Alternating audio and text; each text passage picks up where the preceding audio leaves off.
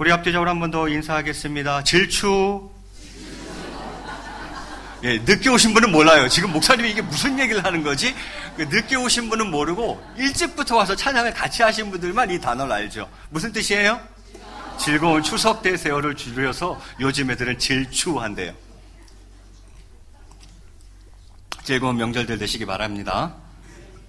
자, 오늘은 성경 읽기표 진도에 따라서 에스겔서 말씀을 가지고 사랑하기 때문에 라는 제목으로 함께 말씀의 은혜를 나누고자 합니다. 늘 제목이 중요한 것 같아요. 제목이 뭐라고요? 사랑하기 때문에 라는 제목입니다. 자, 오늘 본문은 에스겔서인데요. 에스겔 선지자는요, 바벨론 포로 시대 때에 바벨론에서 활동했던 선지자예요. 이스라엘이 망하죠. 바벨론의 포로로 끌려가죠. 70년 동안 바벨론에서 포로 생활했어요. 그때 하나님이 세우신 선지자예요. 그래서 바벨론 그 포로 시대 때 바벨론 땅에서 사역했던 선지자가 바로 에스겔 선지자입니다. 오늘 본문은 그 에스겔 선지자가 이제 처음으로 하나님께 선지자로 부름받는 장면이에요. 혼자 열심히 일하고 있었는데 하나님이 너 선지자로 써야겠다 그래서 이제 하나님이 에스겔 선지자를 어느 날 선지자로 부르는 거죠. 그걸 이제 좀 어려운 말로 소명이라 그러는데 그 소명 사건을 오늘 본문이 기록하고 있어요. 그러면 중요한 것은 선지자로 부름받은 그의 사명은 무엇이겠느냐 하는 거죠. 하나님이 에스겔을 선지자로 불렀어요. 그러면 그를 선지자로 부르신 하나님, 그 에스겔의 사명은 무엇일까 하는 거죠. 오늘 본문 16절과 17절에 이렇게 기록하고 있습니다. 제가 봉독해 올리겠습니다. 7일 후에 여호와의 말씀이 내게 임하여 이르시되, 하나님이 이제 에스겔 선지자로 부르시는 거예요. 뭐라고 말씀하시는가? 17절에 인자야, 에스겔을 부르는 얘기죠. 인자야, 내가 너를 이스라엘 족속에 무엇으로 세웠으니? 파수꾼으로 세웠으니, 이렇게 이야기합니다. 그러면서 너는 내 입의 말을 듣고 나를 대신하여 그들을 뭐하라? 깨우치라, 이렇게 되어 있어요. 여러분, 파수꾼이 뭡니까? 그거는 망대에 서서 적군의 공격 등 다가오는 위험을 감지하고 사람들에게 위험에 대처하도록 경고하는 임무를 맡은 자가 파수꾼이죠. 그래서 파수꾼들은 주로 높은 곳에 있어요. 높은 곳에 딱 있으면서 적들의 동향을 살피는 거죠. 그래서 적들이 공격해온다? 그럼 그걸 빨리 캐치하고 백성들에게 야, 적들이 쳐들어온다, 빨리 대비해라, 이렇게 알려주는 역할을 하는 사람이 누구예요? 파수꾼이라 이 말이에요. 에스겔 선지자의 사명은 파수꾼이었습니다. 그럼 어떻게 하면 되는 거예요? 얘들아, 그렇게 하면 안 돼. 심판이 온다, 멸망이 온다, 그러다 지옥 간다. 그걸 깨우쳐주는 역할을 하는 게 에스겔 선지자의 사역이었다 이 말이에요. 사명이었다 이 말이죠. 얘들아, 회개해야 돼. 그러면 구원 얻을 수 있어. 천국과 영생이 있어. 그걸 깨우쳐주는 일을 하는 게 누구다? 바로 에스겔 선지자다 이 말이에요. 그게 그의 사명이었다 이 말이죠. 그래서 파수꾼으로 세움을 받고 그는 백성들을 깨우치는 일을 해야 했던 것이죠. 그 깨우치는 일은 크게 두 가지로, 하나는 악인에 대하여 그들을 깨우치고 두 번째는 의인에 대하여 깨우치라고 이야기합니다. 본문 18절과 19절 말씀은 악인에 대해서 너 이렇게 깨우쳐줘, 그런 얘기고, 20절과 21절 말씀은 의인에 대해서도 네가 이렇게 깨우쳐줘, 그런 내용으로 되어져 있어요. 왜? 그게 그의 사명이니까. 그럼 한번 자세히 볼까요? 18절 말씀에 이렇게 되어 있습니다. 제가 봉독해 올릴 테니까 여러분은 뜻이 무슨 뜻인지 잘 생각해 보세요. 18절 말씀에 가령 내가 악인에게 말하기를 너는 꼭 죽으리라 할 때에 네가 깨우치지 아니하거나 말로 악인에게 일러서 그의 악한 길을 떠나 생명을 구원하게 하지 아니하면 그 악인은 그의 죄악 중에서 죽으려니와 내가 그의 피값을 네 손에서 찾을 것이고, 이렇게 되어 있어요. 악인이 있어요. 그래서 하나님이 그 악인을 향해서 뭐라 그래요? 죽으리라. 너 그렇게 되면 심판받고 멸망받고 지옥 간다. 죽으리라 얘기를 하는 거예요. 자, 그때의 파수꾼인 네가, 에스겔 네가 그 사람을 깨우치지 아니하거나 또는 말로 일러서 그 악한 길에서 떠나게 하지 아니하면, 그래서 그가 구원받지 못하게 되면, 그러면 어떻게 된다는 거예요? 그 악인은 이제 그 죄 때문에 죽겠죠. 그런데 내가 그의 피값을 누구 손에서 찾겠다고요? 네 손에서 찾겠다 이렇게 해요. 이유가 뭐 때문이겠어요? 깨우쳐주지 않았으니까, 말로 일러주지 않았기 때문이다 이런 얘기죠. 직무태만이라는 것입니다. 그들로 하여금 회개의 기회를 갖게 하지 못했기 때문에 내가 그 책임을 너에게 묻겠다 이렇게 이야기해요. 악인이 있어요. 저러다 죽어요. 저러다가. 그러면 그것을 파수꾼인 선지자인 에스겔이 그것을 깨우쳐줘야 되고 또 말로 일러주어야 되는데 그렇게 안 했네? 그러면 그 죄인은 어떻게 되겠어요? 자기 죄 때문에 결국 죽게 되겠죠. 그런데 그 피값을 내가 누구 손에서 찾겠다고요? 네 손에서 찾겠다. 너에게 책임을 묻겠다. 하나님이 이렇게 이야기를 합니다. 그래서 19절에도 이렇게 이야기합니다. 네가 악인을 깨우치되 그가 그의 악한 마음과 악한 행위에서 돌이키지 아니하면 그는 그의 죄악 중에서 죽으려니와 너는 네 생명을 보존하리라. 또 이렇게 이야기해요. 악인이 있어요. 그래서 에스겔 선지자가 본인은 파수꾼의 사명이 있으니까 깨우쳐 준 거죠. 얘기했어요. 야, 그러면 안 돼. 그럼 심판받아. 결국은 멸망해. 그래서 지옥 가. 깨우쳐 준 거예요. 그런데 악인이 돌아섰어요? 안 돌아섰어요? 안 돌아섰어요. 안 돌아섰어요. 그러면 이제 어떻게 되겠어요? 그 죄인은 자신의 그 죄 때문에 결국은 죽게 될 것이고, 그리고 에스겔은요, 너는 네 생명을 보존하리라 이렇게 이야기해요. 그러면 너는 책임이 없다라는 거예요. 왜? 뭐 했으니까? 깨우쳐 줬으니까. 그게 내 사명이었고 나는 최소한 그 사람에게 알려는 줬으니까. 깨우쳐 주고 말로 일러 주었기 때문에 너에게는 책임이 없다. 하나님이 이렇게 이야기하시는 거죠. 자, 이게 악인에 대해서 감당해야 될 사명이었어요. 그러면 의인에 대해서는 어떻게 하는가? 그게 20절과 21절에 나와 있죠. 20절에 이렇게 되어 있습니다. 또 의인이 그의 공의에서 돌이켜 악을 행할 때에는 이미 행한 그의 공의는 기억할 바 아니라 내가 그 앞에 거치는 것을 두면 그는 죽을지니 이는 네가 그를 깨우치지 않음이니라. 그는 그의 죄 중에서 죽으려니와 그의 피값은 내가 네 손에서 찾으리라. 이렇게 되어 있어요. 여기서 말하는 의인은 한 번 구속함을 입은 후 다시는 죄의 형벌 아래로 가지 않는 자, 곧 그리스도의 십자가의 공로로 말미암아 의롭다 칭함을 입은 의인을 지칭하는 게 아닙니다. 예수님을 믿어서 의롭다 칭함을 얻은 그 의인을 말하는 게 아니라 여기서 말하는 의인은 뭘 말하는 거냐면 그냥 단순히 이스라엘의 율법과 그들의 그 민족적 규례를 비교적 잘 지키는 사람을 이야기하는 거예요. 보통 사람들보다 그런 것들을 조금 더 잘 지키는, 하나님을 믿는 게 아니에요. 예수님을 영접한 게 아니에요. 그냥 윤리 도덕적으로 다른 사람들보다 조금 나은 사람을 말하는 거예요. 여기서 의인은. 그래서 조금 의로워 보이는 사람. 여러분, 이 사람이 의인입니까? 의인이에요? 아니에요? 아니죠. 하나님 관점에서 의인 아니죠. 예수님 안 믿으면 의인 아니에요. 의롭다 칭함을 얻을 수가 없어요. 그런데 사람의 관점에서, 세상적인 관점에서 봤을 때에는 의로운 사람처럼 보여요? 안 보여요? 보이죠. 윤리 도덕적으로도 보통 사람보다 나은 사람 있을 수 있어요. 자, 그 의인에 대해서 파수꾼이 네가 어떻게 해야 되느냐? 하나님이 지금 말씀하시는 거예요. 제가 다시 읽습니다.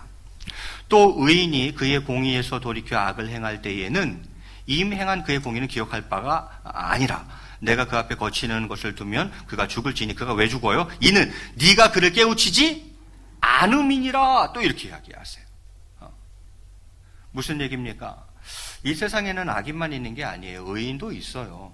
그런데 여기서 하나님 관점에서의 의인이 아니라 그냥 인간적 관점에서 봤을 때의 의인이 있을 수 있어요.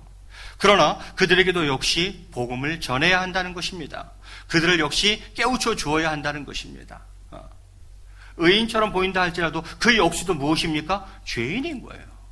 예수 보혈의 공로로 그 죄가 씻기지 아니하면 그 역시도 천국에 들어갈 수는 없는 거예요. 물론 서로 봤을 때 우리보다 훨씬 더 윤리적이고 도덕적인 사람이죠. 훨씬 더 법을 잘 지키는 사람이죠. 그럼 그 사람 죄인은 아닙니까? 아니요. 우린 태어나면서부터 죄인이에요. 어쩔 수 없는 죄인이에요. 그 죄는 예수 그리스도의 보혈 외에는 방법이 없어요. 예수님을 믿지 않느냐 하면 의롭다 칭함을 얻을 수 없어요. 그런 거로 그 사람도 깨우쳐줘야 된다는 거예요. 네가. 착한 사람이지만, 좋은 사람이지만, 의로워 보이는 사람이지만 그 사람에게도 여전히 복음이 필요하고 예수 그리스도가 필요하다는 것입니다. 그걸 네가 깨우쳐 줘야 된다는 거예요. 자, 그를 향해서 깨우쳐 주는데 듣지를 않아요. 자, 그러면 어떻게 되겠어요? 그는 그의 죄 때문에 결국 뭐 하겠어요? 죽게 되겠죠. 깨우쳐 주지 않았어. 아예 깨우쳐 주지도 않았으면 그 책임을 내가 누구한테 묻겠다는 거예요? 에스겔 너한테 묻겠다는 거예요. 여러분, 이게 잘 생각하고 한번 들어보셔야 된다는 거죠. 그 사람이 의인처럼 보이는데 내가 그냥 내비뒀네. 내비뒀네.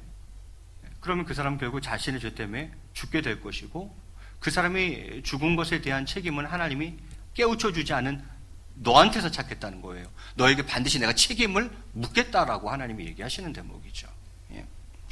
자, 마지막 21절에 이렇게 이야기합니다. 그러나 네가 그 의인을 깨우쳐 범죄하지 아니하게 하므로 그가 범죄하지 아니하면 정령 살리니 이는 깨우침을 받으며 너도 네 영혼을 보존하리라. 또 이렇게 이야기합니다. 여러분, 이러한 결과는 모두에게 가장 유익한 최선의 결과죠. 우리가 바라는 건 이거죠, 이거. 하나님께서도 진실로 원하시는 바는 바로 요거죠. 자, 그 사람을 깨우쳐요. 그랬더니 아이고 제가 잘못했습니다. 제가 그걸 몰랐네요. 그 사람이 회개를 하는 거예요. 그럼 결과는 어떻게 되겠어요? 그 사람이 회개했으니 그는 죽지 않아요. 그는 살아요. 그럼 에스겔은요? 깨우쳐 줬으니 당연히 그 생명이 보존되리라 이렇게 이야기하고 있어요. 이것이 하나님이 가장 원하시는 케이스일 겁니다. 결국은 의인이나 악인이나 파수꾼인 에스겔은 다 깨우쳐야 하는 것입니다. 깨우쳤을 때에는 결과와 상관없이 그는 책임을 면할 수 있어요.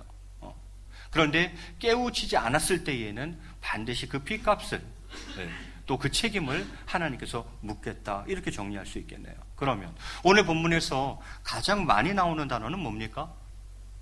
자꾸 반복되는 단어가 있어요. 하나님이 반복하신다는 것은 중요하다는 얘기예요. 그것을 강조하기 위해서 계속 그 단어를 반복하시는 거예요. 그러면 오늘 본문 16절에서 21절까지 계속 반복되는 단어가 무엇입니까? 17절에도 나오고 18절에도 나오고 19절에도 나오고 20절에도 나오고 21절에도 나와요. 깨우치다라는 단어예요. 이게 핵심이에요. 파수꾼의 임무는 깨우치는 것입니다. 그로 하여금 깨우치게 하는 거예요.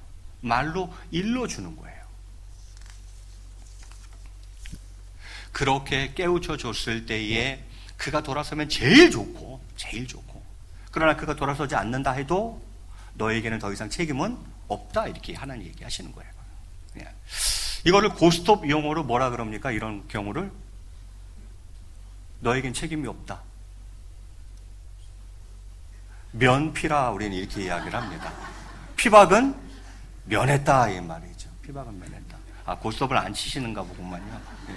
저도 고스톱을 안 쳐서 잘 몰라요. 면피라 그래요, 면피. 깨우치면 너에게 책임은 이제 없다는 거예요. 깨우쳤는데도 안 들으면 이제 그건 그 사람 책임이고 너는 책임은 없다라는 거예요. 그런데 네가 깨우쳐 주지 않았다면 내가 반드시 너에게 책임을 묻겠다, 이제 이렇게 하나님이 말씀하시는 거죠. 면피해야 되지 않겠습니까? 최소한 면피는 해야 되지 않겠습니까? 그렇지 않으면 그 피값을 하나님이 내 손에서 찾겠다는데, 내가 반드시 너에게 책임을 묻겠다는데 면피는 하고 살아야죠. 면피는. 피박 쓰면 되겠습니까?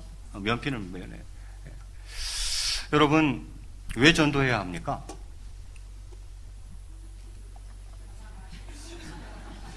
면피하시려고? 딱 빠르시네. 주님의 명령이기 때문이다. 맞죠? 지상 대위임 명령이다. 예수님께서 이 땅에서 떠나시면서, 승천하시면서 마지막으로 주신 가장 중요한 명령, 전파하라. 지상 대명령이기 때문에, 대위임 명령이기 때문에 해야 된다. 맞는 얘기입니다. 왜 전도해야 합니까? 목사님, 교회 부흥해야 되니까요. 맞는 얘기입니다. 틀린 얘기 아니죠. 전도가 안 되는데 무슨 부흥이 되겠어요? 그것도 맞는 얘기예요. 목사님, 왜 하늘 상급이 있잖아요. 하나님. 하나님한테 하늘나라에 가서 상급을 받잖아요. 맞는 얘기죠. 틀린 얘기 아니죠. 왜 전도해야 합니까? 하나님께서 가장 기뻐하시는 일이니까 해야겠죠. 예. 그것도 맞는 얘기죠. 성경에 보면 저 하늘나라에서는 의인 99으로 말미암아 얻는 기쁨보다 죄인 한 사람이 회개하고 돌아오는 것이 하나님께 더 큰 기쁨이라는 성경 구절이 있어요.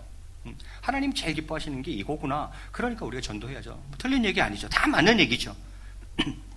면피하기 위해서 맞는 얘기죠. 오늘 본문이 그 중에 한 가지를 얘기한 거예요. 지금 전도해야 되는 이유 중에 한 가지 오늘 우리에게 알려준 거예요. 면피하기 위해서라도 전도해야 됩니다. 예. 그런데 머리로 말고 여러분의 가슴으로 대답해 보시기 바랍니다. 여러분이 아는 거, 지식적으로 아는 거, 이미 들어서 익숙한 그런 대답을 원하는 게 아니라 머리로 대답하지 마시고 여러분의 가슴으로 대답해 보세요. 왜 전도해야 합니까?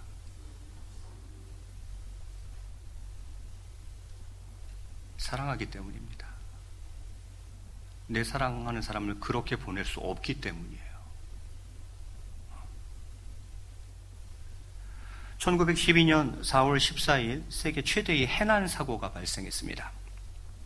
1만 6천 톤의 거대한 여객선 타이타닉호가 북대서양을 항해하던 중에 빙산에 부딪힌 거죠.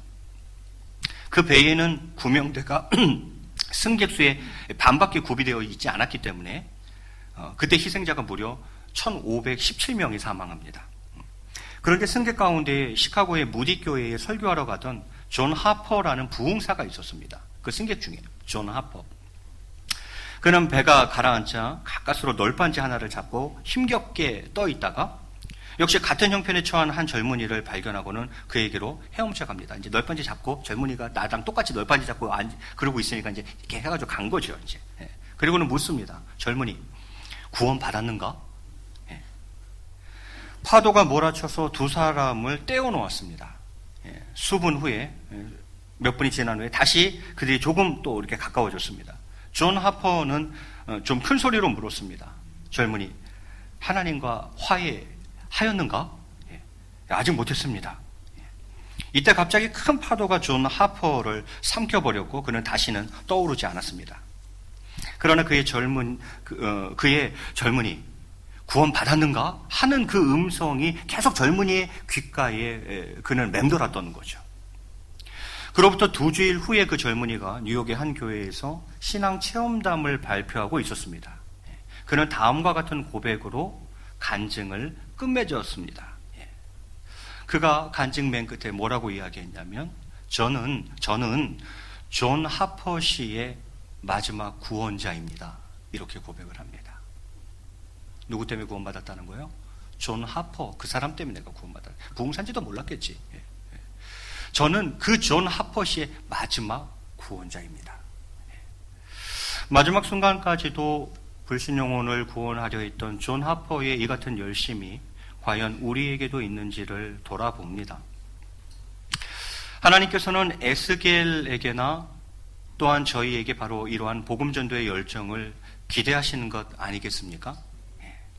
베드로후서 3장 9절에 이렇게 기록하고 있습니다. 이거 마지막 구절이니까 우리 같이 한번 한 목소리로 봉독하겠습니다. 베드로후서 3장 9절 시작. 주의 약속은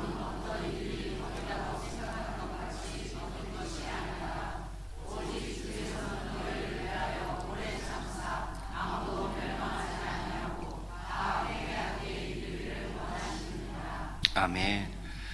왜 심판이 안 오나요? 왜 멸망이 빨리 안 오나요? 주의 약속은 어떤 이들이 더디다고 생각하는 것 같이 더딘 것이 아니라 오직 주께서는 너희를 대하여 오래 참으사 아무도 멸망하지 아니하고 다 회개하기에 이르기를 원하시느니라 라는 거예요. 왜 지체하고 계시는 거예요? 회개하기를 기다리고 있는 거예요. 기회를 주고 있는 거예요. 하나님은 아무도 멸망하는 것을 원치 않아요. 정말 아무도 멸망하지 않고 다 회개하는 자리에 이르기까지 그렇게를 기다리고 계신다 이 말인 거죠. 말씀을 맺을까 합니다. 추석 명절이 다가왔습니다. 우리는 명절에 아직 믿지 않는 가족이나 친지들을 만나게 될 것입니다. 어떻게 하시면 좋을 것 같으십니까?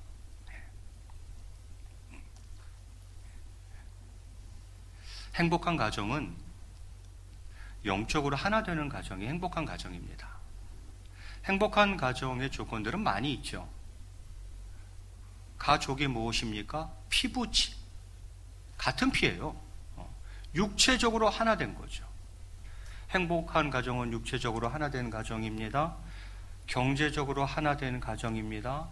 마음이 하나 된 가정입니다. 다 행복한 가정의 조건들이에요. 그러나 행복한 가정의 가장 중요한 조건은 영적으로 하나 된 가정이 가장 행복한 가정입니다. 아내의 영과 남편의 영이 다르면 그 가정은 행복한 가정이 될 수가 없습니다. 부모의 영과 자녀의 영이 같은 영이 아니면 행복한 가정이 될 수 없습니다. 진짜 행복한 가정은 될 수가 없습니다. 여러분, 소망과 기대감을 가지고 상상해 봅니다. 함께 예배 드릴 수 있다면 얼마나 행복하겠습니까? 온 가족, 온 식구가 다 함께 예배 드릴 수 있다면 상상해 보세요. 얼마나 행복하겠습니까? 함께 말씀을 읽습니다. 아버지, 제가 교회 나온 지 얼마 안 돼서 성경을 읽다 보니까 이런 말씀이 있는데, 아버지, 오래 다니셨죠? 이거 무슨 뜻이에요? 자녀가 부모에게 말씀을 묻고, 얘야, 내가 늦지막하게 교회 나가가지고 도대체 목사님 하신 얘기가 뭔 얘기인지 못 들으겠다. 야, 오늘 그 해신 얘기가 뭔 얘기냐? 하고 자녀에게 또 묻고, 할아버지 무릎에서 손주가 재미있는 성경 이야기를 듣습니다. 귀한 손녀딸이 할머니 곁에서 할머니가 들려주는 재미있는 성경 얘기를 듣습니다. 그렇게 말씀을 나누는 가정 너무 아름다워요. 또 서로를 위해서 기도합니다. 자녀를 위해서 눈물 뿌려가며 기도합니다. 자녀들은 한 해 마다 달라지시는 연약해져가는 부모님의 모습을 보며 안타까워하며 눈물 뿌려 기도합니다. 서로가 서로를 위해서 뜨겁게 기도해 주는 가정 너무 아름다워요. 여러분, 젊은이들 가운데, 청년들 가운데에 자기 혼자만 신앙생활하는 청년들이 꽤 많이 있습니다. 아무도 안 나오고 지 혼자 교회 다니는 청년들이 꽤 많아요. 그 청년들이 제일 부러워하는 게 뭔지 아세요? 쟤는 기도하는 가족이 있다는 사실이에요. 그걸 제일 부러워해요. 나는 그게 없어. 나는 나 혼자 믿으니까 날 위해서 기도해주는 아빠도 없고 엄마도 없어. 날 위해서 기도해주는 형제도 없어. 그런데 쟤는 가만히 보니까 쟤를 위해서 기도해주는 할아버지 있고 할머니 있고 엄마 있고 아빠 있고 형제들 다 있고, 그게 제일 부럽다는 거예요. 누군가 나를 위해서 기도해줄 사람이, 가족이 그 기도자들이라는 게 자기네들은 너무 부럽다는 거예요. 얼마나 아름답습니까? 영적으로 하나 되는 가정이 진짜 행복한 가정이에요. 찬양하는 걸 또 생각해 보세요. 다 함께 모여서 온 가족이 찬양하는 그 모습을 그려보세요. 제가 동원교회 부임해서 하고 싶은 여러 사역 중에 한 가지가 있는데 지금까지 못하고 있는 게 있어요. 뭔지 아세요? 가족 찬양 대회를 못하고 있어요, 지금까지 제가. 왜 그렇겠어요? 온 가족이 나오는 그 가정이 생각보다 별로 없어요, 우리 교회가 지금. 아들, 딸, 손자, 손녀, 정말 3대, 4대가 신앙생활하고 있는 그런 가정이 거의 손으로 꼽아요. 그런데 어떻게 가족 찬양대회를 합니까? 나 혼자 나오는 분이 대다수인데. 그러면 가족 찬양대회 하겠다 그러면 혼자 나와서 찬양하실 것 같아요, 그분이? 아니죠. 가족 찬양대회 한다는 것 자체가 속상하지, 이제. 그래서 제가 못하고 있는 거예요, 지금. 가족 찬양대회를 하면 얼마나 좋겠어요. 아, 저 자녀가 저 집 아들이구만. 아, 저 손주가 빨빨거리고 돌아다니던 저 손주가 저 집 손주였구만. 그것도 서로 알 수가 있고, 온 가족이 함께 어우러져서 저 아기부터 어르신에 이르기까지 한 목소리로 찬양하는 그 가족의 모습을 그려보라, 이 말이세요.